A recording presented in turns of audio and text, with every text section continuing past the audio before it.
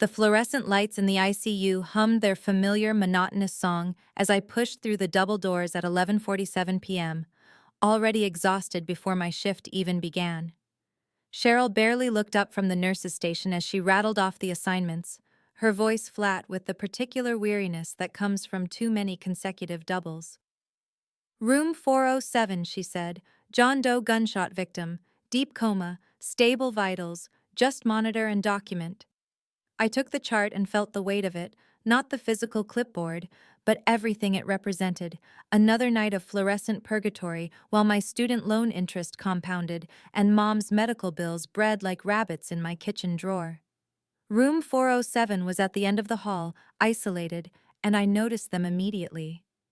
Two men in dark suits flanking the door, their eyes tracking my approach with the kind of attention that made my skin prickle.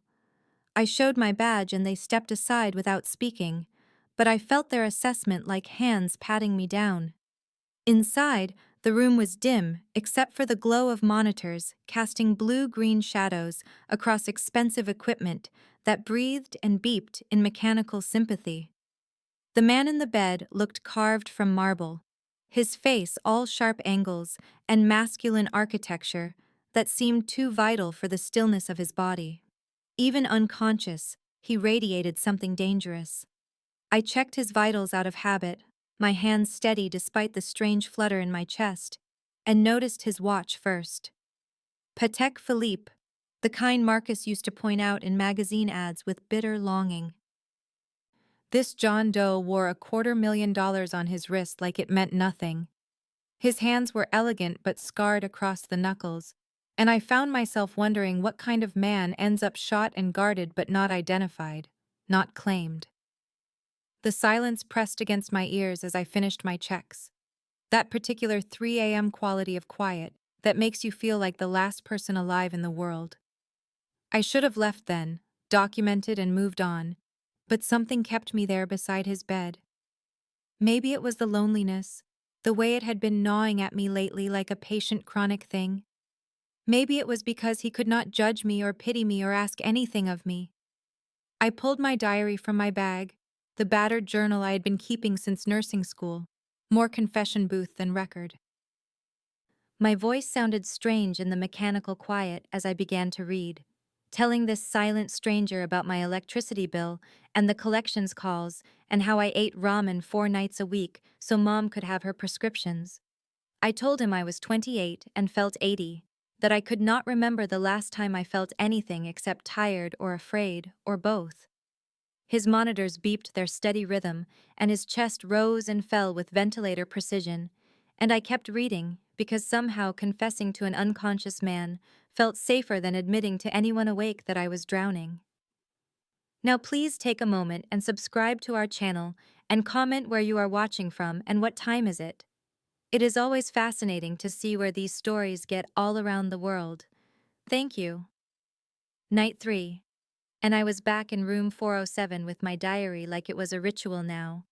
Like confession for the faithless, and the John Doe with the expensive watch had become my silent confessor in the mechanical darkness. I read him the entry from 6 months ago when Marcus shoved me against the kitchen counter hard enough to leave bruises shaped like his fingers on my upper arms.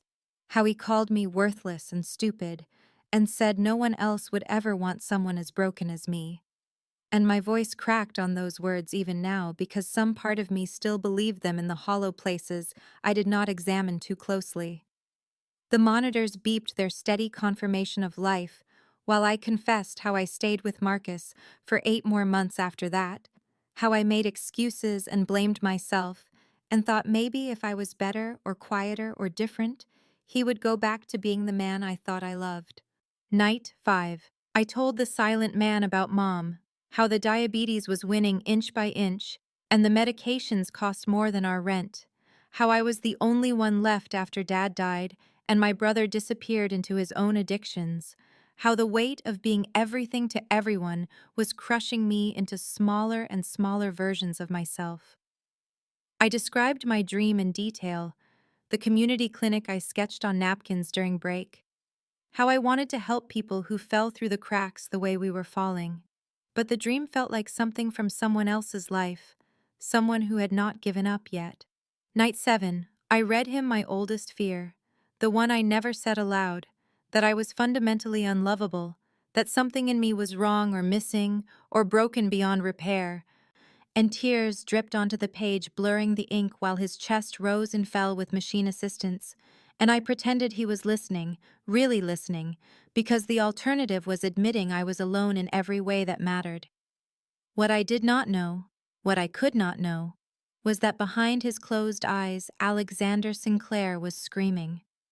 He had been conscious since day 2, trapped in a body that would not obey him, a prisoner in his own flesh, while his mind raged against the paralysis. They called it locked-in syndrome, though no diagnosis had been made, and he had been drowning in silent panic until my voice cut through the darkness like a lifeline. He heard every word, catalogued every confession, learned the architecture of my pain while I thought I was speaking to nothing. My loneliness became his anchor, my voice the only thing that felt real in his nightmare of immobility, and with every entry I read, he felt something he thought his life had burned out of him years ago. He felt protective. He felt fascinated. He felt the unfamiliar weight of caring whether another person survived their own life, and in the prison of his unresponsive body, he made a decision that would change everything, that when he escaped this hell, he would find a way to keep me close, to repay the debt of sanity I did not know I was owed. Night 9. And I was mid-sentence reading about the apartment I could not afford to leave when his eyes opened, just opened like curtains drawn back from windows that had been shuttered too long, and the shock of it punched the air from my lungs, because eyes in a coma do not simply open with that kind of focused intensity, that immediate sharp awareness that pinned me like a specimen under glass. My diary slipped from my hands and hit the floor with a slap that seemed too loud in the mechanical quiet, and I lurched forward on pure training, checking pupils and responsiveness, even as my heart hammered against my ribs, hard enough to bruise. His eyes tracked my movements with predatory precision, pale gray like winter ice. And there was nothing confused or disoriented in that gaze, nothing of the typical post-coma patient struggling through cognitive fog. He was completely present and utterly terrifying in his presence. I reached for the call button, but his hand shot out faster than should be possible for someone emerging from weeks of immobility, his fingers circling my wrist with strength that made me freeze, and his voice when it came was rough from disuse, but absolutely commanding. "Where am I?" he said, not asked, and I stammered out the hospital name and unit while his thumb pressed against my pulse point like he was counting my fear in beats per minute. "I am going to release you, and you are not going to run," he continued in that same inflectionless tone that somehow communicated more threat than any raised voice. And I nodded, because what else could I do with those eyes drilling into mine like he could see every secret I had ever kept? He let go, and I stepped back on shaking legs, managed to hit the call button, and within seconds the room flooded with staff, and then with men in expensive suits who moved the medical team aside like they were nothing. Dr. Rashad tried to maintain authority, but wilted under the attention of a silver-haired man who introduced himself as Thomas, and produced documentation that made the doctor go pale. I stood against the wall, trying to be invisible while they worked, but those gray eyes kept finding me across the controlled chaos, kept following my smallest movement until I felt like I was the one under observation, the one being diagnosed. The name Alexander Sinclair meant nothing to me then. Not until I heard 2 orderlies whispering by the door about the Mafia boss who survived an assassination attempt, about the bodies his organization left in warehouses, about how even the police pretended not to know his name. I looked back at the man in the bed, at the cold aristocratic beauty of his face and the casual authority in every micro-expression, and felt ice water replace the blood in my veins because I had read that man my diary, had confessed my every vulnerability to someone who looked like he collected weaknesses the way other people collected stamps, and his eyes on mine held something that looked almost like possession. Part 4. I requested reassignment the next morning through proper channels. citing patient complexity and security concerns. But charge nurse Davidson called me into her office 20 minutes later with the expression that mixed sympathy and helplessness in equal measure, telling me that Mr. Sinclair had specifically requested I remain his primary nurse, and that hospital administration had agreed for reasons she was not at liberty to discuss, and the way she said it made clear I had no choice in the matter. That whatever power Alexander Sinclair wielded extended into administrative decisions that should have been mine to make. I returned to his room with dread sitting like concrete in my stomach, found him sitting upright in bed, looking stronger than any patient should after weeks of immobility and traumatic injury, and those winter eyes tracked my entrance with satisfaction that made my skin prickle. "You tried to leave," he said without preamble, and it was not a question, and I wondered how he knew already, what network of information flowed to him even from a hospital bed. I stood at professional distance and ran through neurochecks with clinical detachment, but he kept watching my face instead of following the penlight, kept studying me like I was a puzzle he was solving piece by piece. "Your mother's condition is worsening," he said while I checked his pupil response, and my hands went still because I had not mentioned Mom's latest decline to anyone at work, had only written about it in my diary 3 nights ago, the entry about her A1C levels, and the nephrologist's concerns about kidney function. "How do you know that?" I asked, and my voice came out smaller than I intended, and he smiled without warmth or humor. "You live in a third-floor walk-up on Morrison Street," he continued as though I had not spoken, "the apartment with the broken security door and the neighbors who pretend not to hear things. You drive a 2006 Honda Civic with inspection stickers 2 months expired, and you take the side entrance to avoid the parking fees." The specificity froze me because those details were not public record, were not things a patient should know, and I stepped back instinctively before remembering I was supposed to be the professional here.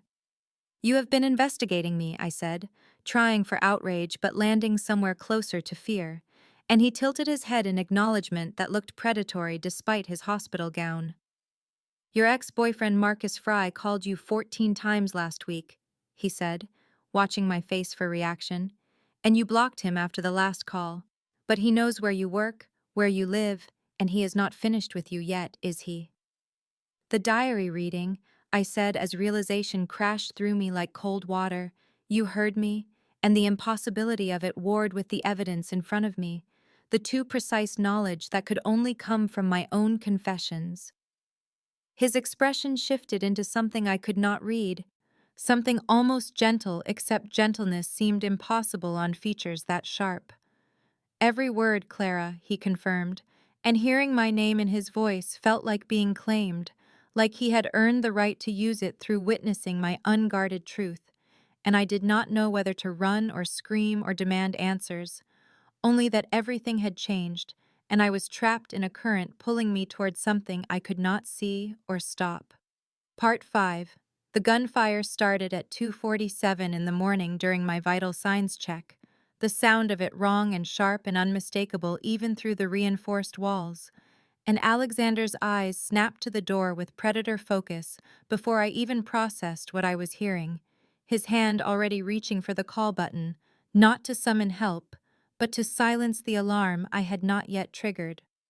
"Stay behind the bed," he ordered in a voice gone cold and tactical, and I stood frozen with the blood pressure cuff dangling from my hand while shouts erupted in the hallway, while the distinctive crack of weapons fire got closer, got too close. The door burst open, and Thomas came through first, gun drawn, blood on his sleeve, his face set in lethal lines as 2 more of Alexander's men flanked the entrance and took positions that suddenly made the hospital room look like a tactical position, like they had planned for exactly this scenario. "South stairwell compromised," Thomas reported without preamble. "4 hostiles confirmed, maybe more. And they are coming for you."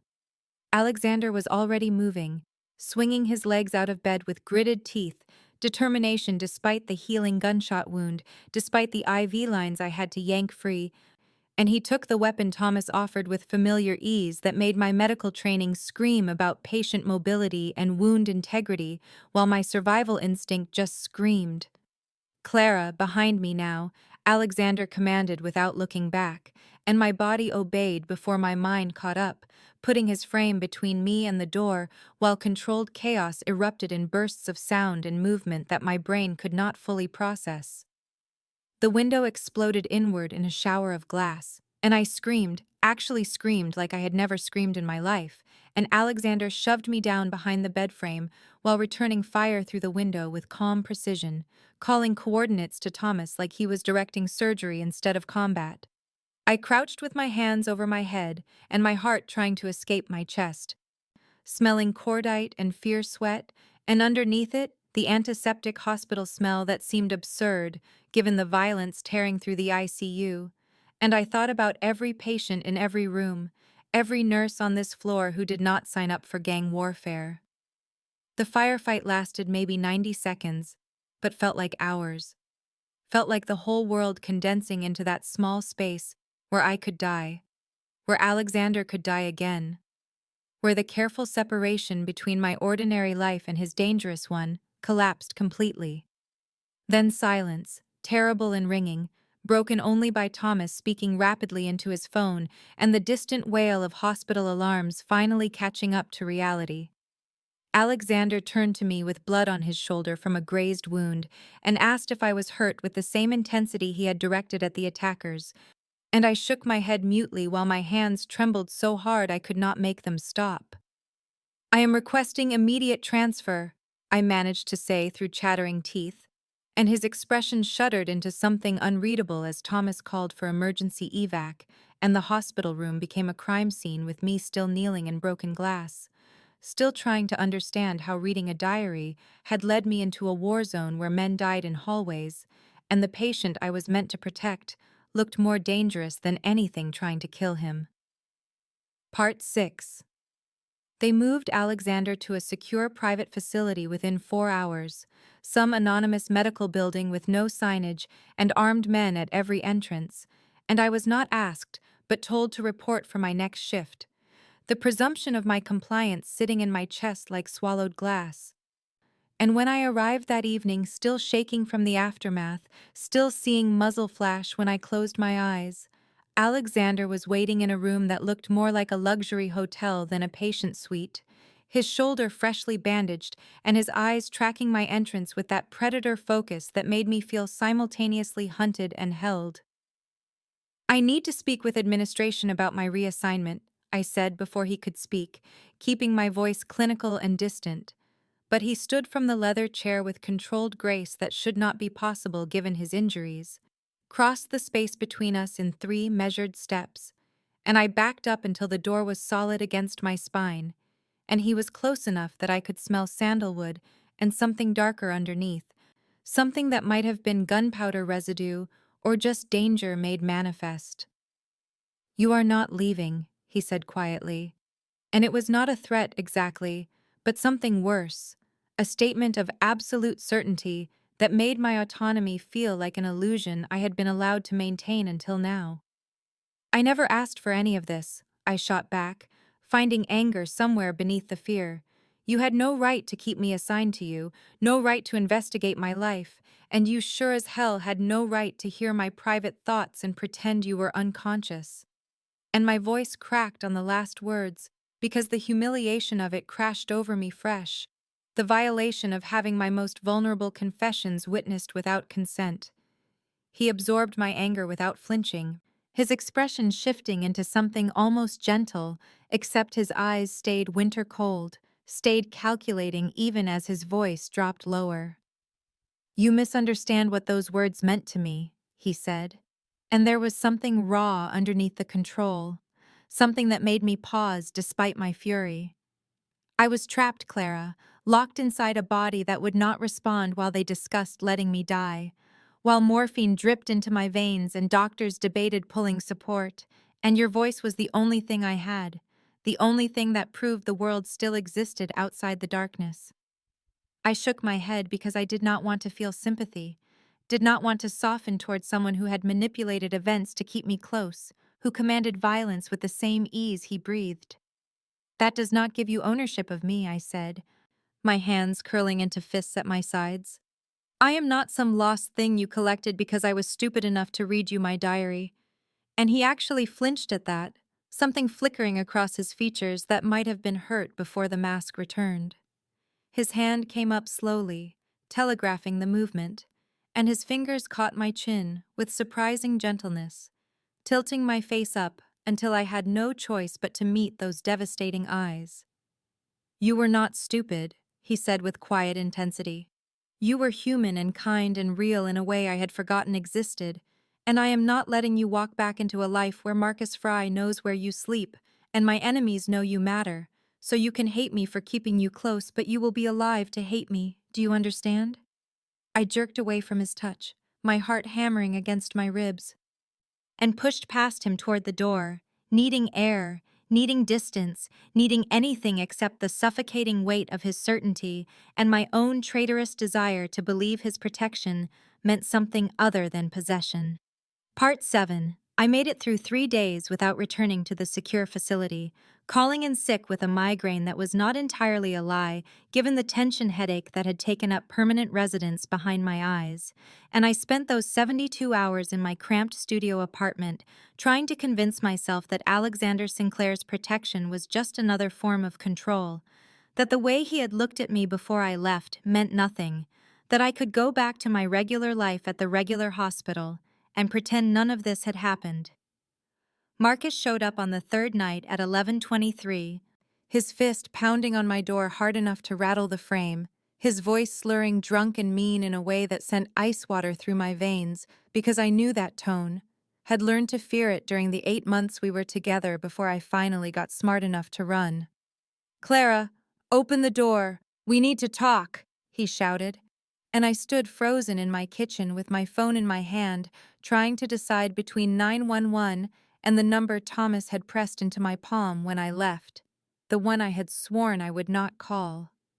I heard Marcus kick the door, heard him cursing, and my hands were shaking so badly I almost dropped the phone, when suddenly his voice cut off mid-threat, and there was a different sound, a heavy thud and scuffle, and then nothing. Silence so complete it was somehow worse than his shouting. I crept to the door and looked through the peephole to see 2 of Alexander's men, the ones who had been at the hospital, holding Marcus against the hallway wall with professional efficiency, while he struggled and spat threats that died when one of them said something too quiet for me to hear. They had been watching me, I realized with a jolt that was equal parts violation and relief, had been stationed outside my apartment for days while I pretended I could go back to normal, and Marcus would have gotten through my flimsy door lock in another 30 seconds if they had not been there. I yanked open the door and Marcus's eyes found mine over the shoulder of the man restraining him, his face ugly with rage and something else, something that looked almost like fear. You are with him now, he accused. You think you are too good for me, but you are screwing that criminal, and the man holding him tightened his grip in warning. We will handle this, Miss Whitmore, the taller guard said with professional courtesy that seemed absurd given the violence barely contained in his posture. Please go back inside and lock your door. But I was already grabbing my coat and my bag because fury had burned through the fear, because Alexander had no right to station guards outside my home without telling me, because I was done with men making decisions about my safety without my input. I need to see him, I said, and the guard nodded once like he had been expecting this, like maybe Alexander had been expecting this too. They drove me to the facility in a black sedan that smelled like leather and gun oil.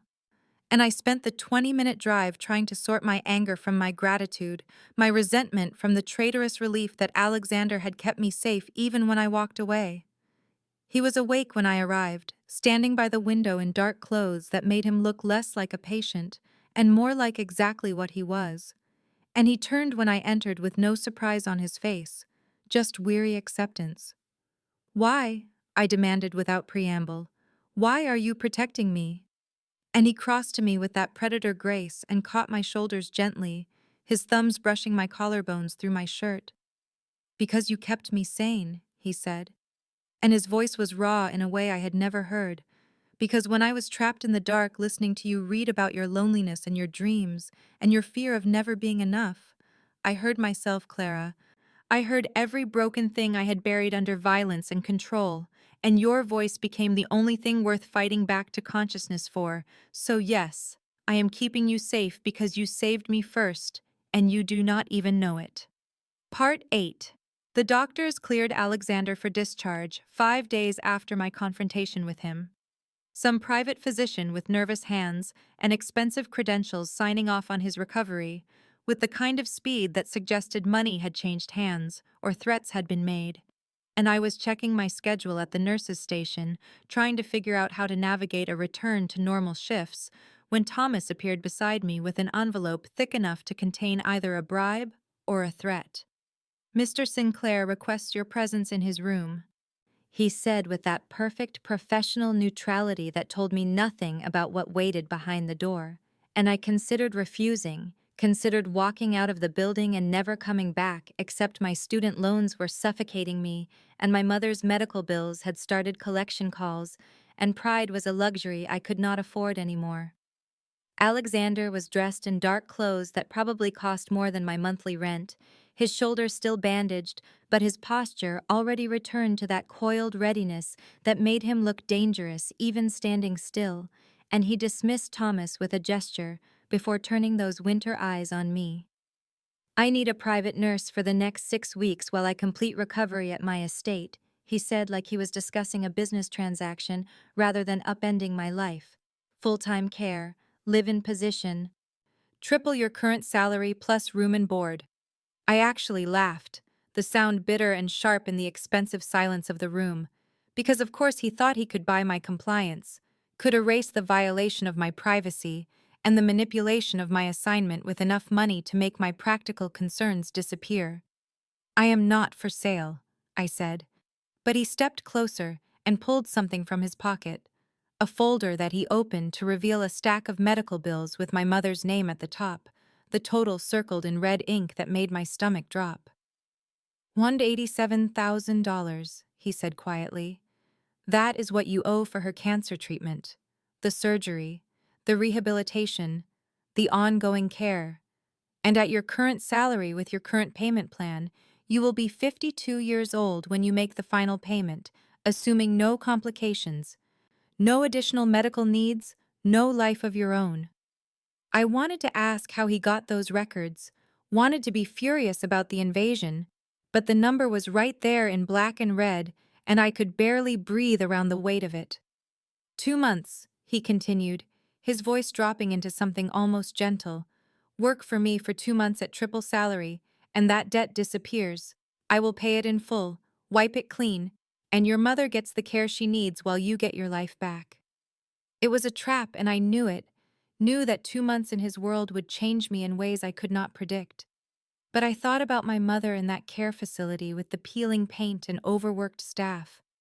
Thought about the life I had put on hold to service debt that grew faster than I could pay it, and my resistance crumbled like sand against tide. Fine, I heard myself say. 2 months, live in care, and then I am done, and you leave me alone. And something flickered in his expression that might have been triumph or relief or something more complicated before he extended his hand like we were sealing a business deal rather than my fate. And when I took it, his fingers closed around mine with a warmth that felt like a promise and a threat all at once. Part 9. The estate sat 40 minutes outside the city, behind gates that opened with facial recognition technology and walls high enough to keep out armies. And as the car crunched up the gravel drive past manicured gardens that probably cost more to maintain than my annual salary, I felt the full weight of the mistake I had made pressing down on my chest like a physical thing. The house itself was not a house at all, but a mansion of gray stone and tall windows that reflected the late afternoon sun, and there were men everywhere, stationed at intervals with earpieces and concealed weapons, that I had learned to recognize in the bulge of jackets, their eyes tracking our arrival with professional assessment that made me feel like prey entering a predator's den. Alexander moved through the entrance with the ease of a king returning to his castle, staff appearing to take bags I had not seen him pack, and a housekeeper named Maria with kind eyes and steel-gray hair showed me to my quarters on the second floor. A suite larger than my entire apartment, with a bathroom of white marble and a bed that could sleep 4 people comfortably. "You will take your meals with Mr. Sinclair unless he indicates otherwise," Maria explained in accented English that suggested years of service. "And he prefers his wound dressing changed at 8 in the morning and again before bed, physical therapy twice daily, medications with breakfast and dinner," and she handed me a typed schedule that outlined my duties with military precision, before adding more quietly, "He is not an easy man, Miss Whitmore, but he is fair if you are honest with him." And there was something in her expression that looked like warning and sympathy combined. I spent the first hour unpacking my meager belongings into drawers that smelled of cedar and lavender, trying not to think about how my 3 pairs of scrubs and handful of personal items looked pathetic in the expanse of luxury. And then I ventured downstairs following the sound of voices to find Alexander in what appeared to be a study lined with books and dark wood, deep in conversation with Thomas, who stopped talking the moment I appeared in the doorway. Thomas looked at me with an expression I could not read before turning back to Alexander with clear dismissal in his posture. "She does not belong here," he said, and his voice carried the weight of long friendship, or at least long association. "You are making a mistake bringing her into this. She is a complication you do not need." Alexander's jaw tightened, and when he spoke his voice dropped into that dangerous quiet I had learned meant violence barely leashed. "You forget your place, Thomas. My decisions are not yours to question, and I suggest you remember that before you say anything else, you will regret." The temperature in the room plummeted, and Thomas held his ground for exactly 3 seconds before nodding once and walking past me without acknowledgement. But as he passed, he leaned close enough to whisper, "Run while you still can. He is not a good man, and this will not end well for you." I stood frozen as his footsteps faded down the hallway, and Alexander rose from behind his desk with controlled grace, his eyes on mine searching for my reaction. But before either of us could speak, the silence of the house settled around us heavy and waiting, and I knew with sudden certainty that I had crossed into a world where the rules I understood no longer applied, and the only way out was through whatever darkness waited ahead. That night I lay in the unfamiliar bed, listening to the sounds of the estate settling. Footsteps in distant hallways and the low murmur of men on patrol, and I had almost drifted into uneasy sleep when I heard it, a sound from the room next to mine that made my nurse instincts override my common sense. It was Alexander, his voice rough and broken in a way I had never heard. Words I could not distinguish but tone unmistakable. The sound of a man trapped in nightmare. And I was out of bed and through the connecting door, before I could think better of it. Part 10.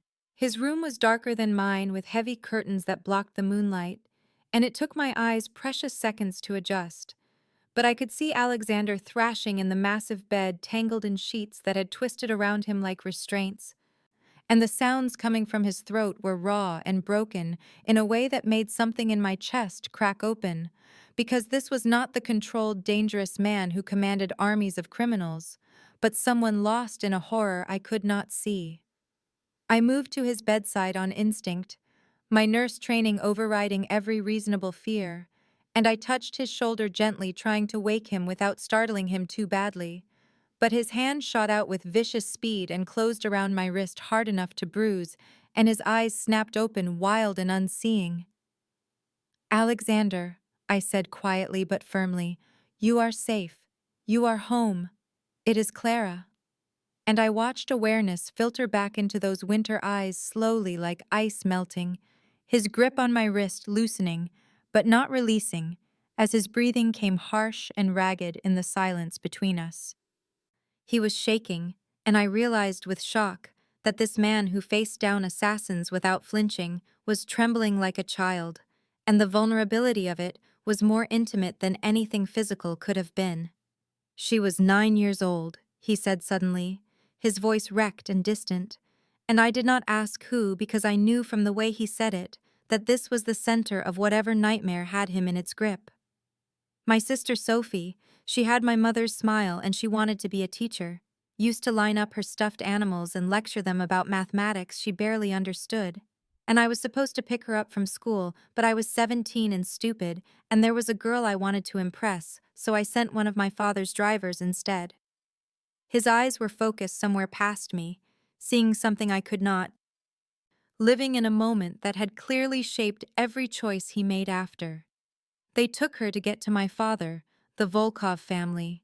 They wanted territory he would not give, so they took the thing he loved most, and they sent her back to us in pieces over the course of a week, and my father, he was a hard man. But that broke something in him that never healed. He went to war, and I went with him, even though I was just a kid, because I needed to make them pay for what they took from us. I sat down on the edge of his bed without thinking, my hand turning in his grip, so I was holding him back instead of being held. And I watched this dangerous man crack open in front of me, revealing the wound that had poisoned his whole life. When it was over, when the Volkovs were destroyed and scattered, my father ate his gun and left me everything. The business, the blood, the weight of choices that can never be unmade, and I was 19 years old, ruling an empire built on violence with my sister's laugh still echoing in my head. A tear tracked down his face, and he looked as surprised by it as I felt, his free hand coming up to touch the wetness, like he had forgotten his body could produce such things. And when his eyes focused on me finally, they were full of something desperate and afraid. "I have never told anyone that," he said. "Never let anyone see me like this, weak and broken and still that scared kid who got his sister killed. But you, Clara, you walked into my darkness like it was nothing, and I cannot seem to make myself push you away, even though I know I should." My throat was tight, and I reached up with my free hand to brush away the tear on his cheek, the gesture achingly gentle, and his eyes closed at the contact like I had burned him. "I do not think this is weakness," I heard myself say. "I think it takes more strength to carry this and keep moving than most people have in their entire bodies." And when his eyes opened again, there was something raw and hungry in them that made my pulse jump and race. Part 11. I found the file by accident, 3 days after the nightmare when I was looking for Alexander's physical therapy schedule in the study, and knocked over a stack of folders that spilled across the mahogany desk in a cascade of photographs and typewritten reports, and my hands were gathering them automatically before my brain registered what I was seeing. But then a name jumped out at me from one of the pages and my blood turned to ice in my veins because it was Marcus, my Marcus. His full name typed in clinical detail alongside addresses I recognized and phone numbers I had called 1,000 times back when I still believed he loved me. The photograph clipped to the report showed him outside a warehouse talking to men whose faces were marked with red X symbols, and the notation beneath read, "Confirmed association with Kozlov Organization, financial transactions totaling $15,000 over 3-month period," and my hands started shaking so badly the papers fluttered like dying birds. I heard Alexander enter behind me, his footsteps quiet, but I had learned the particular rhythm of his gait, and when I turned to face him with the file clutched against my chest like evidence of a crime, I saw that he knew exactly what I had found, his expression carefully neutral, in a way that meant he was preparing for my reaction. "You knew," I said, and my voice sounded strange and distant even to my own ears. "You knew Marcus was involved with the people who shot you, and you did not tell me." Alexander moved closer with that predator grace that no longer frightened me quite as much as it should have, and he took the file from my nerveless fingers with gentle precision. "I was having it investigated before I told you anything," he said, his tone measured and calm, like he was explaining something simple to a child. "I needed to know the extent of his involvement, and whether you were complicit or simply unlucky." The words hit me like a physical blow, and I stepped back from him instinctively. You thought I might have helped them, I whispered. You thought I could be part of an attempt to kill you. His jaw tightened, and something that might have been regret flickered across his features before the mask settled back into place. I had to consider every possibility, Clara. In my world, trust is a luxury that gets people killed. But the investigation cleared you within 48 hours. You were a pawn, an unwitting source of information about my schedule and movements that Marcus sold to the Kozlovs for drug money and to clear gambling debts he accumulated at their establishments. I felt sick, my stomach churning with the realization that every argument with Marcus about working late, every complaint about my nursing schedule, every time I had vented about difficult shifts, had been information he was mining and selling to men who wanted Alexander dead. He used me, I said, and the betrayal felt like something rotting inside my chest. He pretended to love me while he was trading details about my life for money, and I was so stupid I never even suspected. Alexander's hand came up to cup my face with surprising gentleness, and when I met his eyes they were blazing with barely controlled fury, but I understood suddenly that the anger was not directed at me. You were not stupid, you were human, you trusted someone you cared about, and he violated that trust. But Clara, you need to understand something. Marcus is not just a user and a coward, he is a liability. And the Kozlovs will kill him when he is no longer useful to eliminate loose ends, and there was something in his expression that told me Alexander had already considered doing the same thing himself. Part 12. I woke to darkness and the chemical smell of chloroform still clinging to the inside of my nose and mouth, my head pounding with a vicious rhythm that matched my panicked heartbeat, and when I tried to move, I discovered my wrists were zip-tied behind my back to a metal chair that was bolted to concrete floor in what looked like an abandoned warehouse with broken windows that let in pale dawn light and the sound of traffic somewhere distant and unreachable. Marcus was there, and that was somehow worse than the three armed men standing guard near the entrance. Seeing him alive and complicit in whatever nightmare I had just woken into made the betrayal fresh and razor-sharp all over again, his face bruised and his hands shaking as he refused to meet my eyes. "They grabbed you outside the estate," he said, his voice hoarse and defeated. "I told them it was a mistake, that you had nothing to do with Sinclair's business. But they said you were exactly what they needed, and I wanted to scream at him that he was the one who made me part of this. He was the one who sold information that tied me to Alexander's world, whether I wanted it or not." One of the men stepped forward, and I recognized him from the photographs in Alexander's files as Dmitry Kozlov, 40s with cold eyes and a scar that ran from his temple to his jaw. And when he smiled at me, it was the expression of someone who enjoyed other people's fear. "Your lover will come for you," he said, his accent thick and deliberate. "He will come because he is foolish enough to care about one insignificant nurse. And when he does, we will finish what we started in that hospital. We will put him in the ground where he belongs and take everything he built." And I felt ice run through my veins because I understood suddenly that I was bait, nothing more than a lure to draw Alexander into a trap. Hours passed, or maybe minutes. Time felt strange and elastic in that warehouse, and I tested the zip ties until my wrists were raw and bleeding, but the plastic would not give, and Marcus paced near the far wall looking like he might vomit, while the Kozlov men checked their weapons with the casual efficiency of people who killed for a living.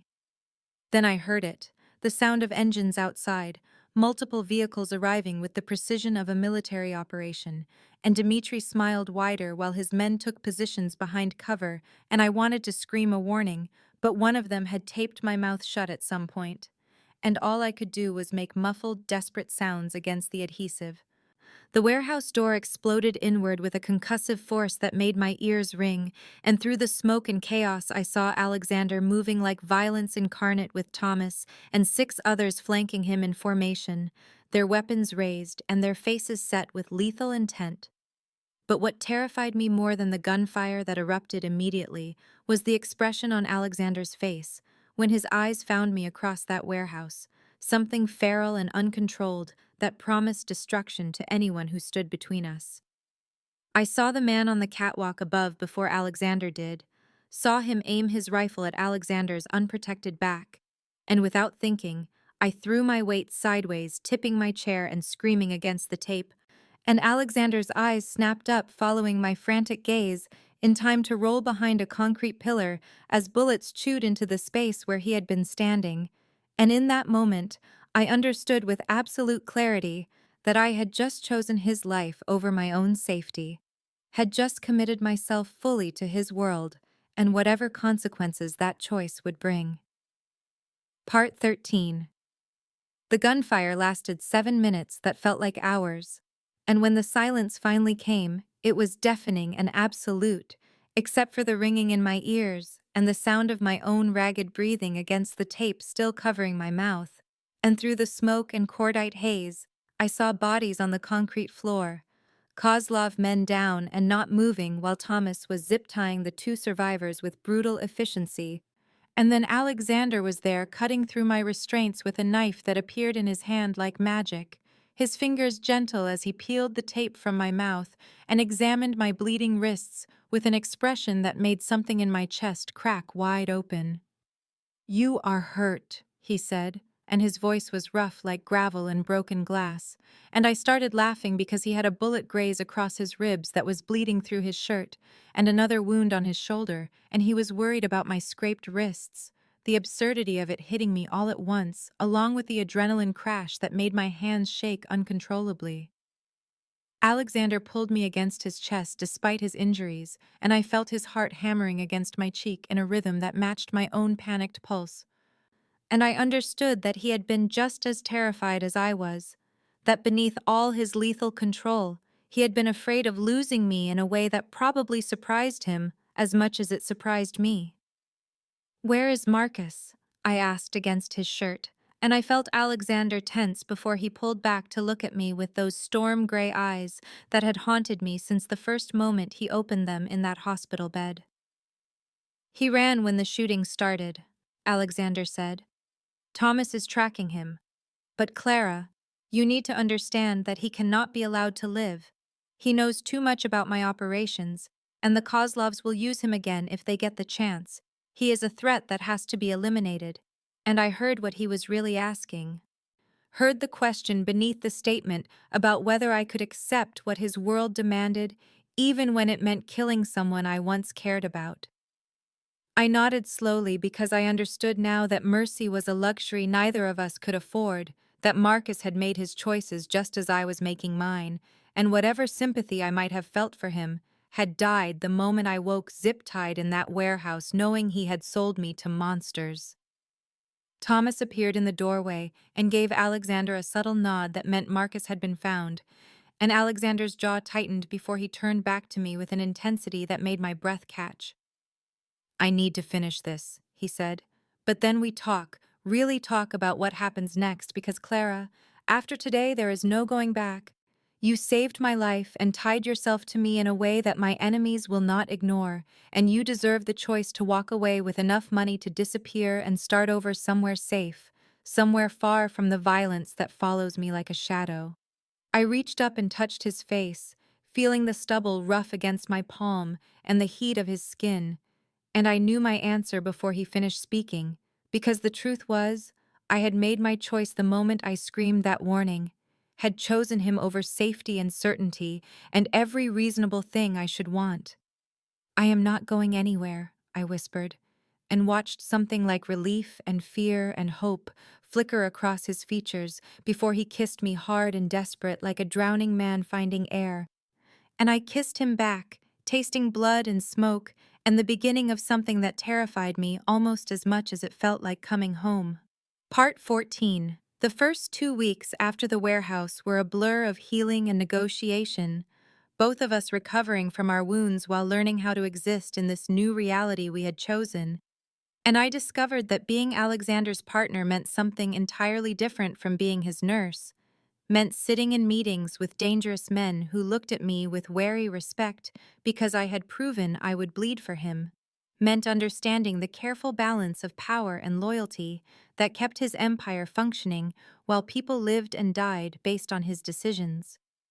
I told him on the fifth night, when his ribs were still wrapped and my wrists were still bandaged, that I had terms, that I would not simply become another beautiful thing he kept safe and separate from the ugly truth of his world. And I watched surprise and something like admiration flicker across his face when I laid out exactly what I wanted, starting with funding for a community clinic in the neighborhood where I grew up, where people like my mother could get care without choosing between medicine and rent. Alexander listened without interrupting, while I explained that his money was going to do something good whether he liked it or not, that I understood he built his fortune on violence and fear, but I was going to use it to heal people, and when I finished he was quiet for a long moment, before he said that he had never met anyone who looked at his resources and saw possibility instead of corruption, who thought they could take something built on blood and make it clean. It is not about making it clean, I told him. It is about balance, about using the protection your world provides to do work that matters.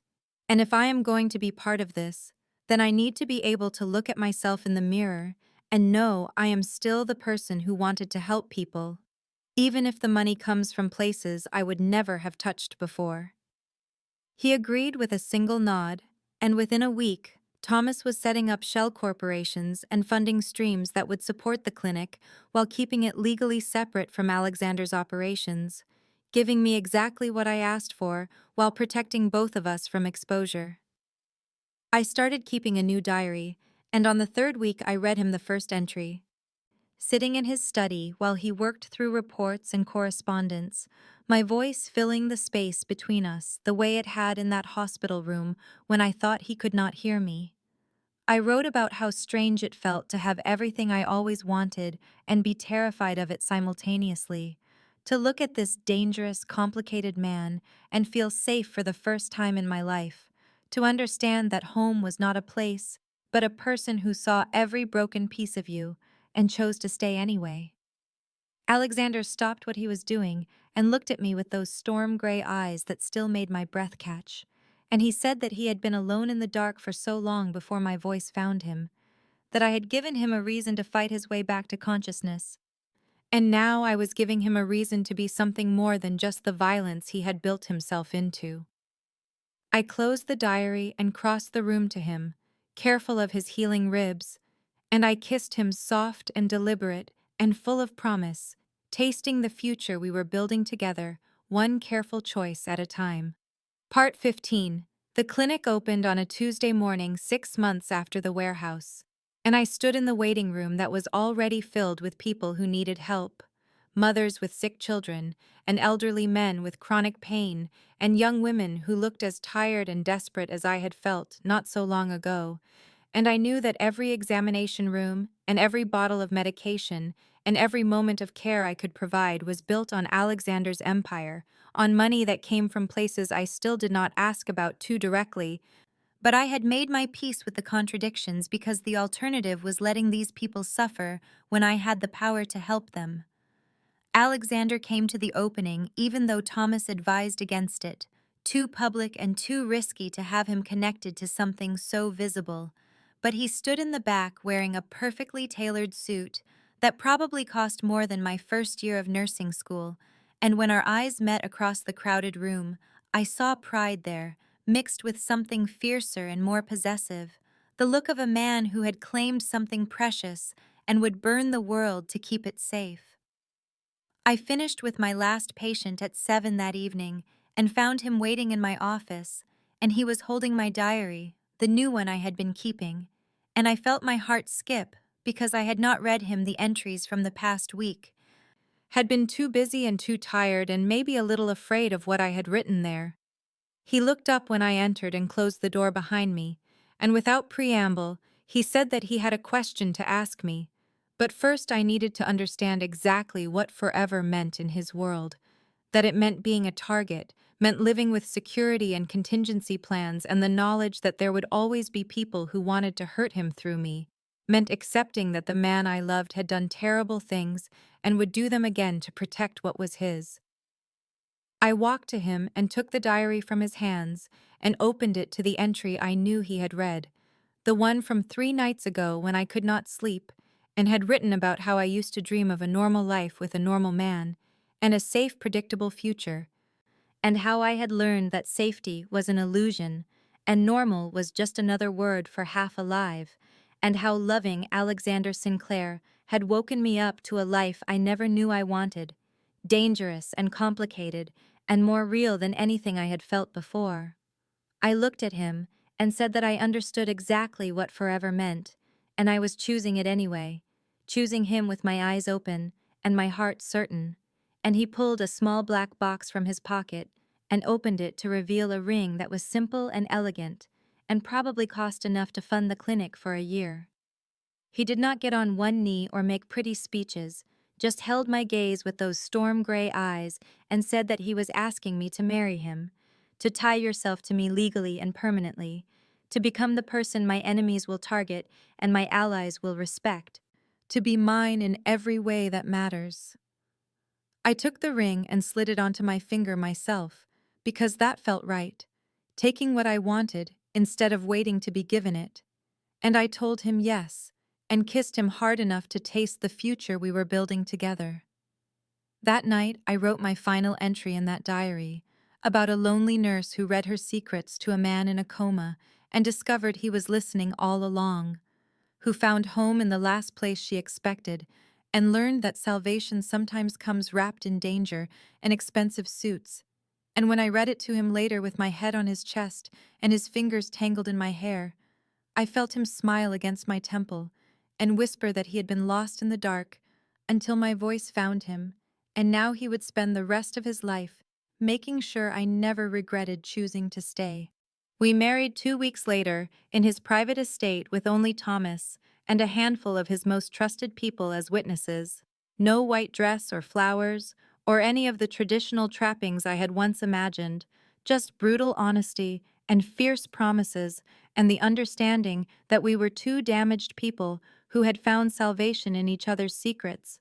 And when he slid the wedding band onto my finger and I did the same for him, I knew I was exactly where I belonged.